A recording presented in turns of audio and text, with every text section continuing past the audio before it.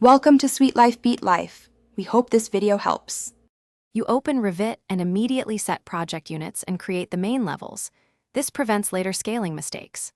Once done, link the site DWG or import a PDF and position it using Auto Origin to Origin so everything lines up. Make a new floor plan view and set the view scale and crop region to match your drawing standards, because accurate scale lets you draw walls and dimensions correctly from the start. You draw exterior and interior walls with the wall tool, choosing the correct wall family and thickness. Lock them to levels to maintain height control. Then place doors and windows from the project library, adjusting rough openings and orientation so they host properly.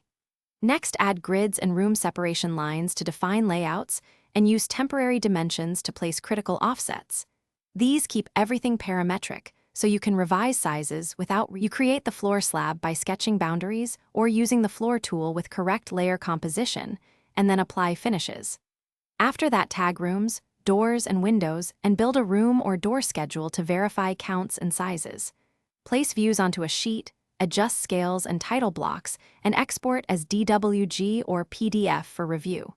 If something fails, check hosting and constraints first. Rehost misaligned elements, or unlock constraints to resolve geometry issues. Thanks for watching. Consider subscribing if we helped you.